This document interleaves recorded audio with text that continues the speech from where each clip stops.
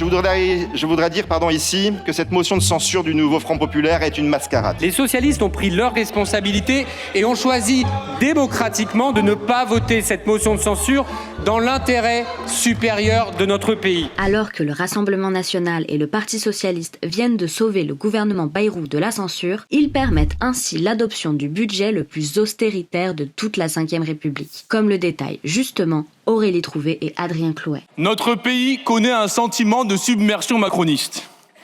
Vous perdez les élections et pourtant vous êtes encore là aujourd'hui devant nous. Et en plus de nous infliger votre présence, vous tentez même d'imposer vos idées à coups de 49.3. En l'occurrence, un projet pur et simple d'assassinat de la sécurité sociale. Oui, la sécurité sociale, ce bien commun qui reste aux gens quand le monde leur enlève absolument tout. Et en l'occurrence, le monde, c'est vous. La sécurité sociale, c'est ce qui permet, quand on est âgé, de prendre encore dans ses bras ses petits-enfants parce qu'on a eu l'épaule soignée quand il était temps. La sécurité sociale, c'est ce qui permet de rester chez soi quand on a des vertiges, plutôt que d'aller risquer sa vie sur un chantier lorsqu'on est mis en situation de péril. Liquider la sécurité sociale, c'est donc livrer tout le monde aux aléas et aux malchances de l'existence. La malchance est particulièrement concentrée sur certaines et sur certains, notamment celles et ceux qui n'héritent pas d'Action, L'Oréal, Bouygues ou Total, qui ne sont pas enfants de députés macronistes, ou qui ne sont pas invités au déjeuner et dîner de M. Wauquiez à 1 000 € par tête. En plus d'être une question de sûreté, la sécurité sociale est une question de liberté. Les retraites, par exemple, ce n'est pas qu'un moment de repos dans l'existence. C'est aussi ce qui permet de travailler différemment, de consacrer du temps et de l'existence à des associations, à faire progresser le bien commun, à aider du soutien scolaire, à tenir un bar associatif, etc., etc.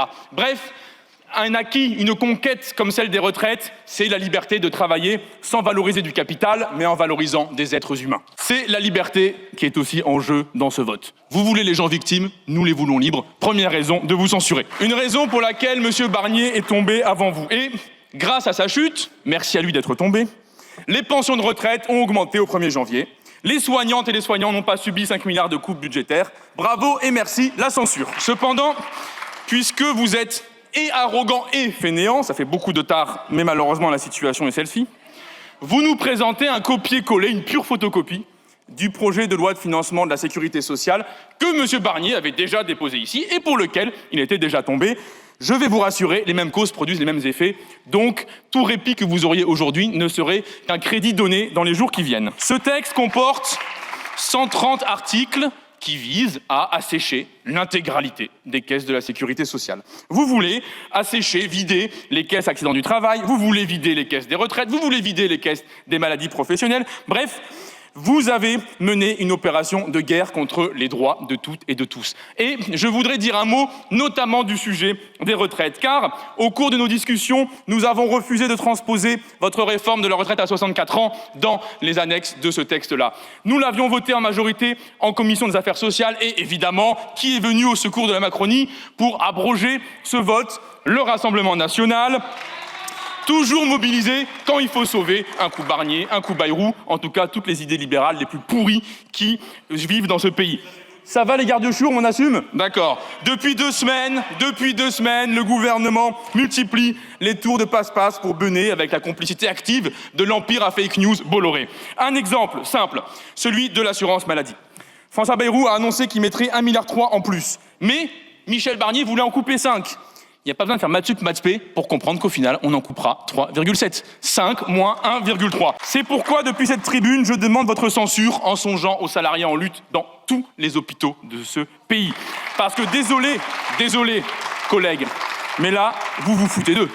Vous pensez vraiment, sérieusement, qu'on peut demander des économies aux salariés en lutte à l'hôpital d'Abbeville, 70 000 heures sup non payées, ou à l'hôpital de Saintes ou de Villeneuve-Saint-Georges où on attend 10, 12, 13, 14 heures dans les couloirs des urgences pour être pris en charge, ou au CHU de Rangueil à Toulouse où on retire 60 € de primes de soins intensifs aux salariés en cardio, ou à l'hôpital de Lannion où il a fallu lutter, faire grève pour avoir accès à du matériel de nettoyage, ou au CHU de Bayonne où l'accord collectif date de 2002, ou à l'hôpital de Mayotte où ils ont dû faire grève pour obtenir des bâches à destination des salariés qui n'ont plus de domicile. Évidemment, les économies des uns, comme toujours, font la fortune des autres. Vous extorquez 3,7 milliards d'euros au système de santé publique, aux soignantes, aux soignants, aux patients, pour du même mouvement, dans le même texte, offrir 1 milliard d'euros à minima aux grands laboratoires pharmaceutiques.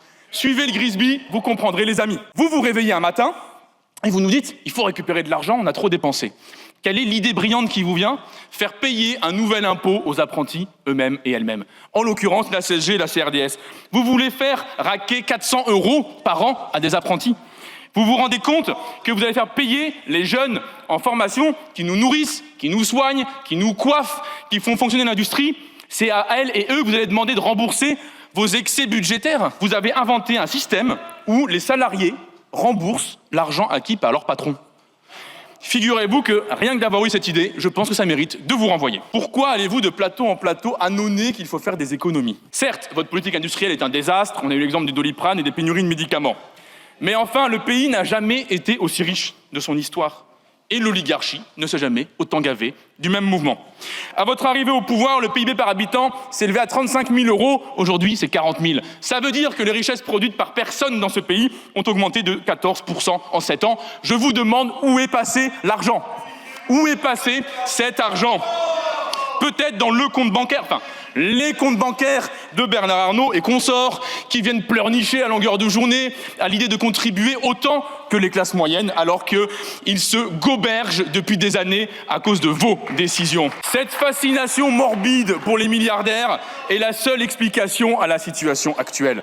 Un gouvernement ultra minoritaire qui tente de faire passer ses budgets en force avec des supplétifs et des complices d'occasion. Votre PLFSS est détestable, son contenu est détestable, son budget est détestable, et le gouvernement qui le porte est détesté. Dès lors, je demande la censure de ce gouvernement au nom du groupe de la France Insoumise. Vous serez responsable du budget le plus austéritaire du XXIe siècle, de la plus forte baisse de dépenses publiques que la France ait jamais connue en 25 ans.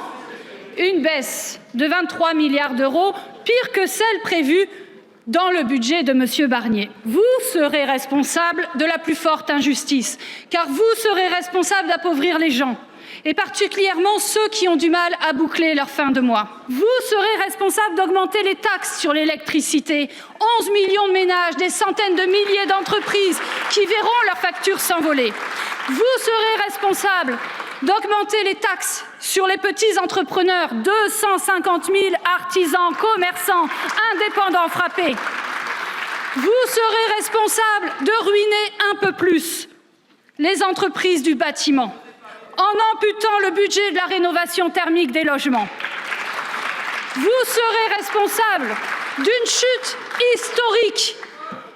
1,5 milliard de moyens en moins pour la recherche publique, pour les universités, pour l'enseignement supérieur, soit l'assurance d'un décrochage technologique et scientifique majeur du pays. Vous serez responsable des dizaines de milliers de gens qui perdront leur emploi dans le sport ou la culture, car là aussi vous taillez dans les budgets.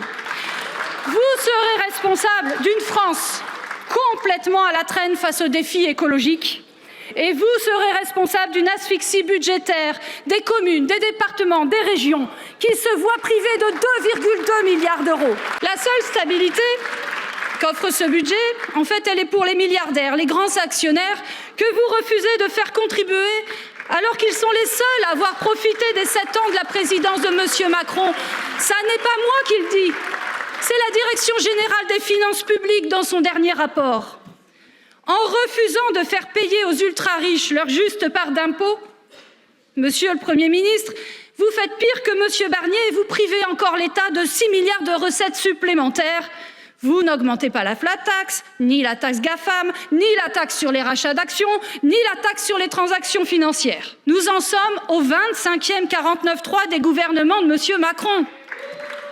Face à un 49.3, tout le monde le sait, il n'y a qu'une seule façon d'exprimer son opposition au budget, une seule façon d'exprimer son opposition au gouvernement, c'est le vote d'une motion de censure. Et donc, le seul vote responsable pour éviter ce naufrage économique et démocratique, eh bien c'est maintenant.